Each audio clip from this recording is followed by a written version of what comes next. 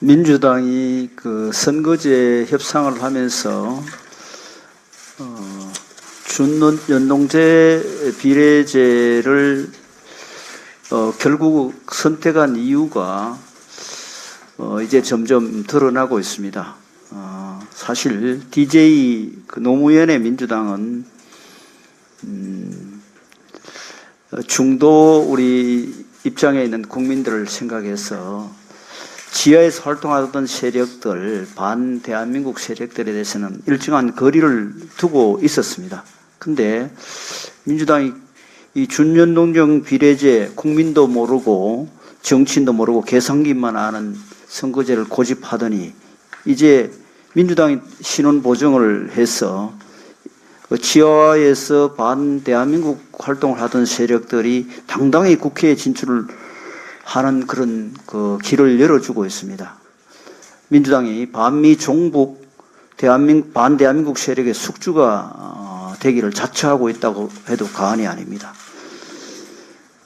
이번 총선에서 우리 국민의힘은 국민과 함께 반미 친북 세력, 괴담 유포 세력들이 국회에 진출해서 대한민국 국회를 아수라장으로 만들고 또 국회가 그 민의의 전당으로서 제 역할을 하는데 문제를 유발할 것으로 생각하기 때문에 대한민국 국회를 지키고 또 대한민국을 사수하기 위해 최선을 다하겠습니다. 또한 이번 선거의 승리를 저희들이 한다면 반드시 민주주의 역사상 가장 퇴행적이라고밖에 볼 수 없는 준연동형 비례제를 폐지하겠다는 약속을 국민들께 드립니다. 정부가 어제 그 지역균형 발전과 지방경제 활성화를 위해 그린벨트 해제 요건을 대폭 완화하기로 했습니다. 지금까지는 국책 사업만 총량 규제의 적용 없이 그린벨트를 해제할 수 있었지만 이제는 지자체 역점 사업도 총량 규제 적용을 받지 않게 되었습니다. 또한 지금까지 개발이 전면 금지되었던 1, 2등급지 그린벨트도 지방에 한해서는 풀기로 했습니다. 다만 이 경우에는 환경 가치 보존을 위해 동일한 면적을 신규 그린벨트로 지정해야 합니다.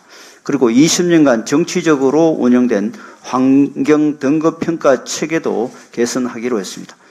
지금까지는 6개 환경 지표 중 1개만 1, 2등급이었던 1, 2등급이면 개발이 불가능했지만 앞으로는 이런 일부 지표의 등급 기준을 완화하는 등의 방식으로 바꾸기로 했습니다.